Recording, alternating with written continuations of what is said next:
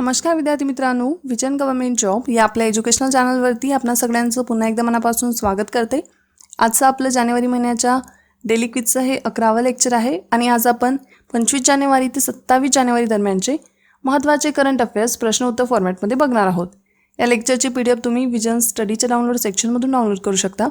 तसंच vision government job या आमच्या ऑफिशियल टेलिग्राम चॅनलवरून सुद्धा तुम्ही या लेक्चरची PDF डाउनलोड करू शकता। सध्या आपल्या विजन स्टडीवरती कंबाईन बॅच करिता ॲडमिशन्स ओपन आहेत।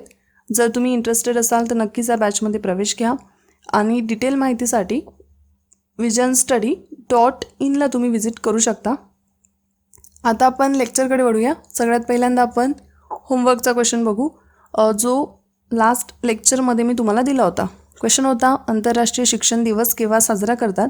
याचा आन्सर आहे 24 जानेवारी, म्हणजेच ऑप्शन नंबर 2। तर 3 डिसेंबर 2018 रोजी युनायटेड नेशनच्या जनरल असेंब्लीमध्ये 24 जानेवारीला आंतरराष्ट्रीय शिक्षण दिन म्हणून घोषित करण्याचा ठराव मंजूर करण्यात आला होता आणि तेव्हापासून आपण 24 जानेवारी हा दिवस आंतरराष्ट्रीय शिक्षण दिवस म्हणून साजरा करतो। यंदाची या दिवसाची थीम तुम्हाला लक्षातच ठेवायची आहे। थीम आहे learning for people, planet prosperity and peace. काय थीम आहे? Learning for people, planet prosperity and peace. आता आपण लेक्चरमधला फर्स्ट क्वेश्चन बघूया, तर काळजीपूर्वक लक्ष द्या। योग्य कथने ओळखा पद्म पुरस्कार 2020 विषयीचे। अ स्टेटमेंट आहे अनिरुद्ध जगन्नाथ आणि उडुपी पीठाचे विश्वेश्वर तीर्थ स्वामी श्री पेजावर यांना पद्मविभूषण पुरस्कार जाहीर झाला आहे। व स्टेटमेंट आहे आनंद महिंद्रा आणि PV सिंधू यांना पद्मभूषण पुरस्कार जाहीर झाला आहे। क स्टेटमेंट आहे राहीबाई सोमा पोपेरे आणि सुरेश वाडकर यांना पद्मश्री पुरस्कार जाहीर झाला आहे। अ स्टेटमेंट आपण बघितलं तर अ स्टेटमेंट पूर्णपणे योग्य आहे। जे अनिरुद्ध जगन्नाथ आहेत ते मॉरिशसचे माजी राष्ट्राध्यक्ष आहेत आणि त्यांना पब्लिक अफेअर्स या फील्डसाठी पद्मविभूषण पुरस्कार जाहीर झाला आहे। त्यानंतर स्वामी पेजावर जे आहेत त्यांना मरणोत्तर हा पुरस्कार जाहीर झालेला आहे अध्यात्मासाठी। आता ब स्टेटमेंट जर आपण बघितलं तर तुम्हाला माहिती आहे आनंद महिंद्रा प्रसिद्ध उद्योगपती आहेत आणि PV सिंधू यांना क्रीडा क्षेत्रासाठी पद्मभूषण पुरस्कार जाहीर झाला आहे। आणि क स्टेटमेंट जे आहे की राहीबाई सोमा पोपेरे आणि सुरेश वाडकर यांना पद्मश्री पुरस्कार जाहीर झाला आहे, तर हे स्टेटमेंट पण योग्य आहे। सुरेश वाडकर यांना कला क्षेत्रासाठी आणि राहीबाई सोमा पोपेरे यांना कृषी क्षेत्रातील कामासाठी पद्मश्री पुरस्कार जाहीर झाला आहे। योग्य कथने आपल्याला ओळखायला लावली होती, त्यामुळे ऑप्शन नंबर 4 हे आपलं उत्तर राहील। आता आपण राहीबाई सोमा पोपेरे यांच्याविषयीची अगदी थोडक्यात माहिती बघू, कारण खूप महत्त्वाच्या व्यक्ती आहेत ह्या। तर राहीबाई सोमा पोपेरे या अहमदनगर जिल्ह्यातील आहे। त्यांना बीज माता म्हणजेच सीड मदर म्हणून ओळखलं जातं। का बरं? कारण त्यांना देशी पिकांच्या वाणांविषयी खूप जास्त माहिती आहे। त्यांनी देशी वाणांचं जतन आणि संवर्धन केलेलं आहे। यासाठी त्यांनी कुठलंही शिक्षण घेतलं नाही आहे, ही गोष्ट तुम्ही लक्षात ठेवा। त्यांना फक्त या गोष्टीची आवड होती, अगदी छोटेपणीपासून त्यांना या गोष्टीची आवड होती आणि आवड आणि अनुभवातून त्यांनी या सगळ्या गोष्टींचं ज्ञान मिळवलं। आणि विशेष म्हणजे जे लोक ॲग्रीची डिग्री घेतात, म्हणजे ॲग्रिकल्चरची डिग्री घेतात, ते यांच्याकडे ज्ञान प्राप्त करण्यासाठी येतात। त्यासुद्धा या सगळ्या गोष्टींची माहिती त्यांना देतात आणि प्रोत्साहनसुद्धा देतात लोकांना की तुम्ही जास्तीत जास्त देशी वाणांचा यूज करा, हायब्रिड बियाणांकडे तुम्ही वळू नका। कारण देशी जे वाण आहे, ते जे पीक आहे, ते आपल्या आरोग्यासाठी चांगलं असतं, उत्पन्नसुद्धा त्यातून चांगलं येतं। तर अशा या राहीबाई सोमा पोपेरे यांच्या कामाची दखल BBCने सुद्धा घेतली होती। BBCच्या 2018च्या 100 महिलांच्या यादीत त्यांचं नाव होतं आणि आता त्यांना पद्मश्री पुरस्कार मिळाला आहे। तर राहीबाई सोमा पोपेरे यांच्याविषयीची माहिती तुम्ही लक्षातच ठेवा। सगळ्यात महत्त्वाचं म्हणजे त्यांना बीज माता म्हणून ओळखलं जातं, हे तुम्ही कधीच विसरू नका। नेक्स्ट क्वेश्चन आपण बघूया। योग्य विधाने ओळखा पद्म पुरस्कार 2020 विषयीचे। अ स्टेटमेंट आहे 7 पद्मविभूषण, 16 पद्मभूषण आणि 118 पद्मश्री अशा एकूण 141 मान्यवरांना पद्म पुरस्कार जाहीर झाला आहे। ब स्टेटमेंट आहे महाराष्ट्रातील एकूण 12 व्यक्तींना पद्मश्री पुरस्कार जाहीर झाला आहे। अ स्टेटमेंट आणि ब स्टेटमेंट हे दोनही स्टेटमेंट इथं योग्य आहेत, त्यामुळे दोन्ही बरोबर आहे आपला आन्सर राहील। तर लक्षात ठेवा तुम्ही, यावर्षी एकूण 141 जणांना पद्म पुरस्कार जाहीर झाला आहे। त्यामधील 7 पद्मविभूषण आहेत, 16 पद्मभूषण आहेत आणि 118 पद्मश्री आहेत। ओके, आणि ब स्टेटमेंटमध्ये कन्फ्यूज होऊ नका। यावर्षी महाराष्ट्रातील एकूण 13 व्यक्तींना पद्म पुरस्कार मिळाला आहे. माझ्या बोलण्याकडे लक्ष द्या. एकूण 13 व्यक्तींना पद्म पुरस्कार मिळाला आहे. त्यातील 12 व्यक्तींना पद्मश्री आणि एका व्यक्तीला पद्मभूषण पुरस्कार मिळाला आहे. त्यामुळे विधान ब सुद्धा इथे बरोबर आहे. ओके. जर तिथे एकूण 12 व्यक्तींना पद्म असतं, फक्त पद्म पुरस्कार म्हटलं असतं तर ते स्टेटमेंट चुकीचं बनलं असतं. पण इथे महाराष्ट्रातील एकूण 12 व्यक्तींना पद्मश्री म्हटलं आहे, त्यामुळे विधान ब सुद्धा बरोबर आहे. तर दोन्ही बरोबर हे आपल्या याचा आन्सर राहील. एकदा पटकन आपण बघूया. यावर्षी जे 7 पद्मविभूषण मिळाले आहेत त्यातील 4 मरणोत्तर जाहीर झालेले आहेत. 16 जे पद्मभूषण मिळाले आहेत म्हणजे जे जाहीर झाले आहेत त्यातील 3 मरणोत्तर जाहीर झाले आहेत आणि 118 जे पद्मश्री जाहीर झालेले आहेत त्यातील 5 मरणोत्तर जाहीर झालेले आहे. म्हणजे एकूण 12 मरणोत्तर यावर्षी पद्म पुरस्कार जाहीर झालेले आहेत. तर एवढी माहिती लक्षात ठेवा.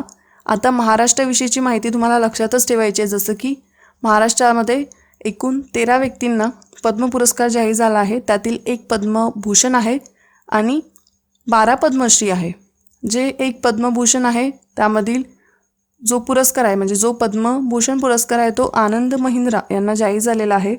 आणि ज्या 12 पद्मश्री जाहीर झालेल्या आहेत त्या लोकांची नावं लक्षातच ठेवायचे तुम्हाला. ते म्हणजे जहीर खान क्रीडा क्षेत्रासाठी, पोपटराव पवार समाजसेवेसाठी, रमण गंगाखेडकर विज्ञान अभियांत्रिकी, त्यानंतर राहीबाई सोमापोपरे कृषी, सय्यद मेहबूब शहा समाजसेवा, doctor Sandra D'Souza medicine, Suresh Wadkar, Sarita Joshi, Karan Johar, Ekta Kapoor, Kangana Ranaut आणि अदनान सामी यांना कला क्षेत्रासाठी पद्मश्री पुरस्कार मिळाला आहे.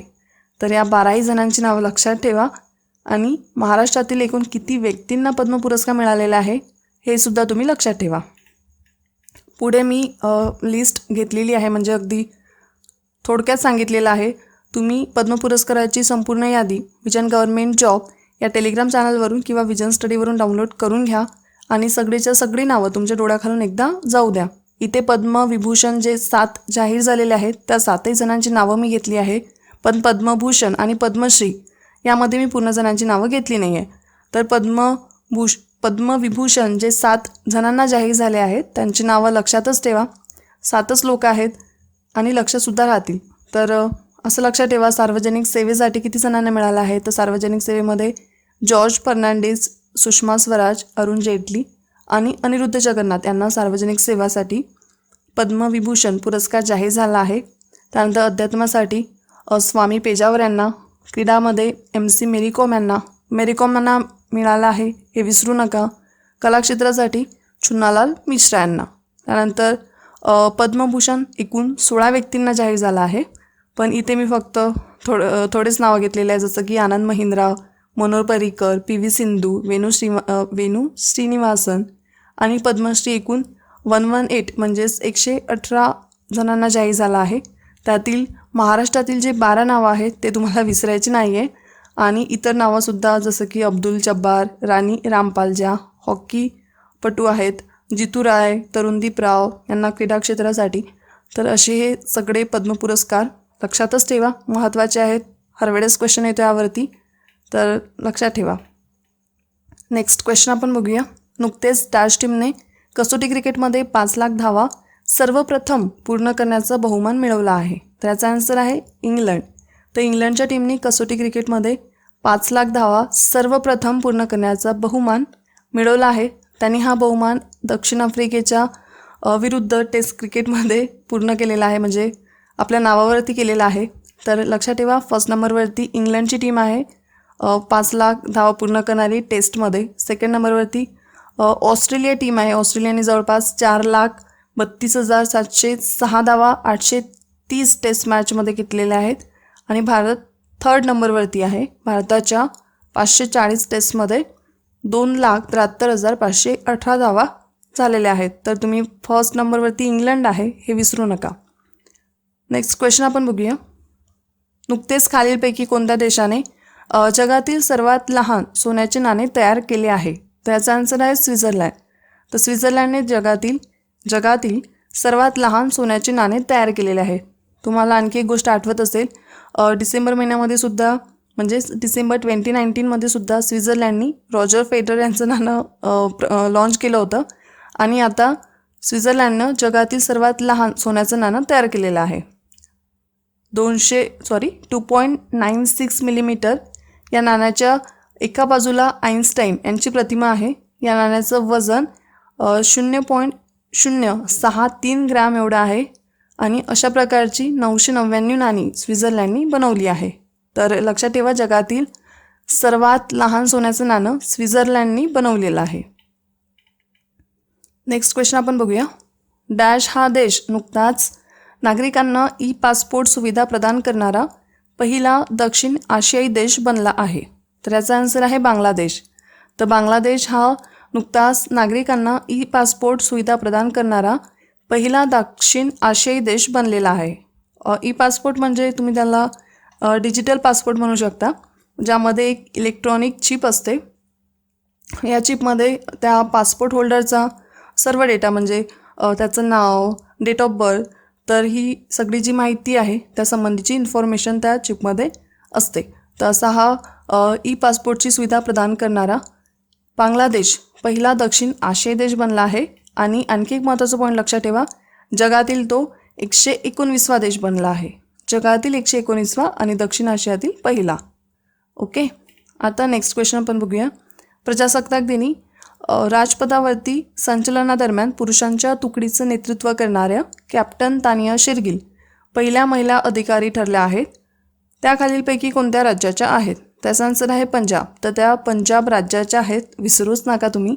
आणि खूप गर्वाची गोष्ट होती, खूप अभिमानाची गोष्ट होती आपल्या सर्व भारतीयांसाठी की पहिल्यांदाच पुरुषांच्या तुकडीचं नेतृत्व एका महिलेने केलं. आणि त्यांचं नाव लक्षातच ठेवा, त्यांचं नाव आहे कॅप्टन तान्या शेरगिल आणि त्या पंजाबच्या आहेत.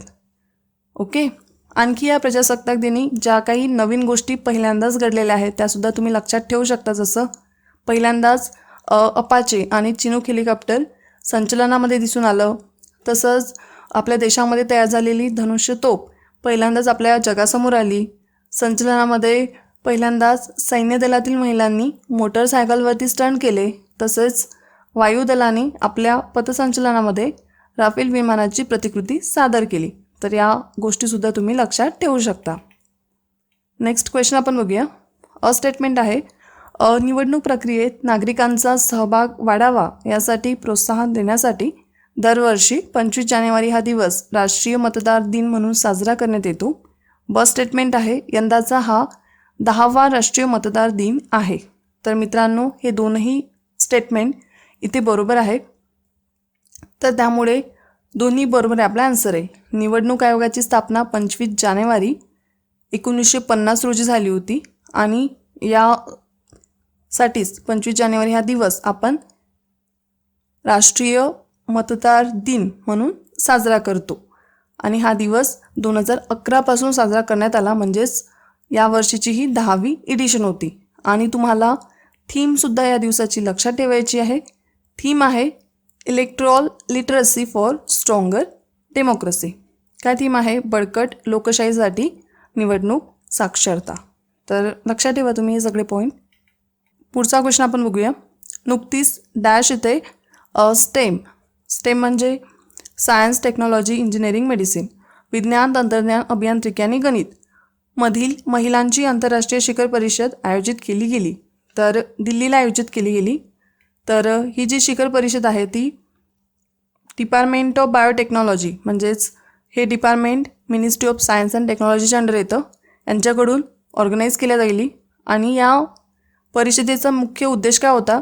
तर स्टेम क्षेत्रामध्ये महिलांचा सहभाग जास्तीत जास्त वाढावा. स्टेम क्षेत्र म्हणजे सायन्स, टेक्नॉलॉजी, इंजिनिअरिंग आणि मेडिसिन या क्षेत्रामध्ये महिलांचा सहभाग जास्तीत जास्त वाढावा यासाठी ही परिषद आयोजित करण्यात आली होती. आणि थीम तुम्हाला लक्षात ठेवायची आहे. थीम आहे visualising the future new skyline. Visualising the future new skylines. आता नेक्स्ट क्वेश्चन आपण बघूया. नुकतेच परराष्ट्रमंत्री एस जयशंकर यांच्या हस्ते डॅश या देशात पहिल्या महात्मा गांधी आंतरराष्ट्रीय कन्व्हेन्शन सेंटरचे उद्घाटन करण्यात आले. तर याचा आन्सर आहे नायजर. तर नायजर या देशामध्ये पहिल्या महात्मा गांधी आंतरराष्ट्रीय कन्व्हेन्शन सेंटरचं उद्घाटन करण्यात आलं. कारण तुम्हाला माहिती आहे 2019मध्ये आपल्या गांधीजींची 150वी जयंती होती आणि त्यानिमित्तच या कन्व्हेन्शन सेंटरचं उद्घाटन करण्यात आलेलं आहे. आणि त्या देशाचं नाव आहे नायजर. नायजर ही एक वेस्ट आफ्रिकन कंट्री आहे. तुम्ही इथे मॅपमध्ये बघू शकता की ही एक लँडलॉक कंट्री आहे. ओके. आणि या देशाची कॅपिटल आहे नियामी. तर लक्षात ठेवा तुम्ही नायजर हा देश. पुढचा क्वेश्चन बघूया. नुकतेच खालीलपैकी कोणत्या राज्यात देशातील पहिले ई कचरा क्लिनिक उघडण्यात आले आहे? त्याचा आन्सर आहे मध्य प्रदेश. मध्य प्रदेशमधील भोपाळमध्ये आपल्या देशातील पहिले ई कचरा क्लिनिक उघडण्यात आलं आहे. तर महत्त्वाचा क्वेश्चन आहे, विसरू नका. आता नेक्स्ट क्वेश्चन आपण बघूया. ऑक्सफर्ड डिक्शनरीने डॅश या शब्दाला 2019मधील सर्वोत्कृष्ट हिंदी शब्द म्हणून जाहीर केले आहे. त्याचा आन्सर आहे ऑप्शन नंबर 2 संविधान. तर ऑक्सफर्ड डिक्शनरीने संविधान या शब्दाला 2019मधील सर्वोत्कृष्ट हिंदी शब्द म्हणून जाहीर केलेला आहे. तसंच तुम्ही जे 2017चा शब्द आहे तो सुद्धा लक्षात ठेवा. 2017मध्ये आधार या शब्दाला सर्वोत्कृष्ट हिंदी शब्द म्हणून जाहीर करण्यात आलं होतं ऑक्सफर्ड डिक्शनरीकडून. 2018मध्ये नारी शक्ती आणि 2019मध्ये संविधान. ओके. आता हा जो क्वेश्चन आहे हा क्वेश्चन तुमच्यासाठी होमवर्क आहे. क्वेश्चन आहे कोबी ब्रायंट यांचे नुकतेच हेलिकॉप्टर दुर्घटनेत निधन झाले. ते प्रसिद्ध ऑप्शन नंबर 1 आहे बास्केटबॉलपटू होते. ब आहे फुटबॉलपटू होते. थर्ड आहे हॉकीपटू होते आणि फोर्थ आहे वरीलपैकी एकही नाही. त्याचा आन्सर तुम्हाला कॉमेंटमध्ये द्यायचा आहे. आता इथे आपण स्टॉप घेऊया. जाता जाता एक आठवण करून देते. विजन स्टडीवरती टेस्ट सिरीजसाठी ॲडमिशन्स ओपन आहेत. जर तुम्ही इंटरेस्टेड असाल तर नक्कीच टेस्ट सिरीज जॉईन करू शकता, एकदम विषयानुसार किंवा कंबाईन सब्जेक्टसाठी. जर इंटरेस्टेड असाल तर नक्की जॉईन करा, जास्तीत जास्त तुमचा सराव होईल. आणि आता इथे आपण थांबूया. जय हिंद, धन्यवाद. आता VISIONSTUDY.in मुळे अगदी माफक दरात MPSCचा अभ्यास करणे शक्य झाले आहे. मी ॲडमिशन घेतले, तुम्हीही घ्या. अधिक माहितीसाठी VISIONSTUDY.in च्या संकेतस्थळावर भेट द्या. Please visit VISIONSTUDY.in.